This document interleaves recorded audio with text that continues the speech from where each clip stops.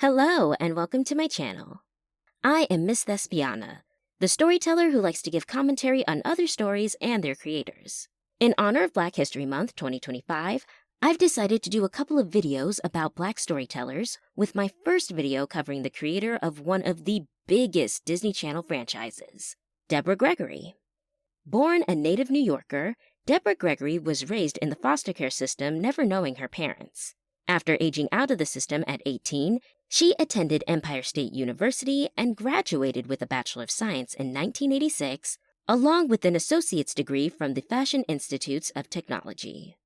Once she obtained her degrees, Deborah decided to capitalize off of her natural beauty and entered the fashion world as a runway model and moved to Europe.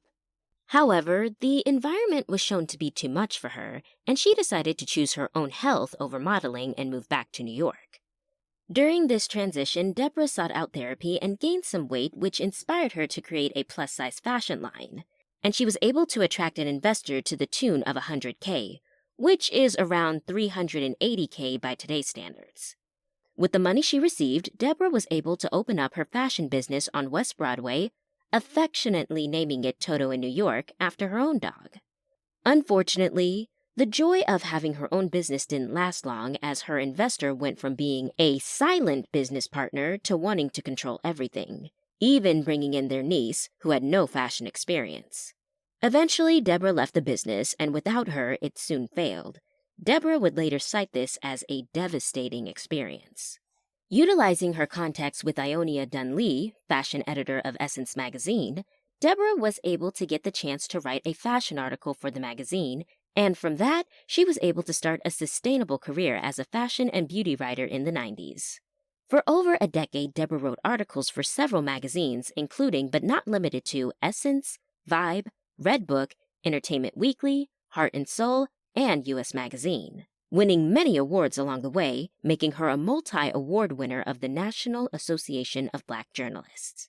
Over time, Deborah decided to expand her writing abilities by exploring other forms of mediums. In 1996, Deborah premiered her one-woman comedy show called Working Girls, which won her an award for Best Comedy from the New York International Fringe Festival.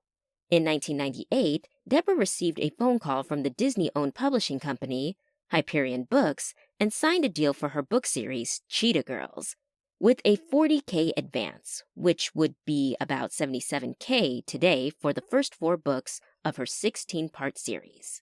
As we all know, the Cheetah Girls was later adapted into a successful Disney Channel franchise that made millions. Deborah states that her inspiration for the girl group came from her adoration of Destiny's Child and her love of cheetah print. After signing a contract in 2001 to have her series adapted, Deborah was expecting to receive a percentage of the profits, yet sadly received little to nothing over the years. Despite being credited as a co-producer on the first 2 films, she had very little say in the script's development. Deborah was disappointed, but once again she was determined to not let this keep her down. She continued her career as an author and started a new book series about a group of fashionista friends living in New York called Catwalk that was published in 2007 by Random House Publishing. While it's said that Hollywood has expressed interest in the past, Deborah, after learning from her experience, vows to be more patient and selective on the matter. As stated earlier, Deborah never knew her parents, but later in life she was able to discover that she was half Black and half Italian, which was a delightful sense of irony, as the creation of her Cheetah Girl character, Galleria, being a Black-Italian mixed girl, was just a random coincidence. Deborah is currently reported as alive and well, at the time of this video, and has started her own craft line business entitled Cheetahrama that sells jewelry, mirrors, and other cute accessories that can be found at Etsy, which will be linked below. Deborah's life and story is a true testament to the glory of resilience, reinvention, reverence, and being cheetah-licious. Thank you so much for watching the video, and if you feel like there's any information that I may have gotten incorrect or something that I left out that should be mentioned, feel free to leave a comment. Bye!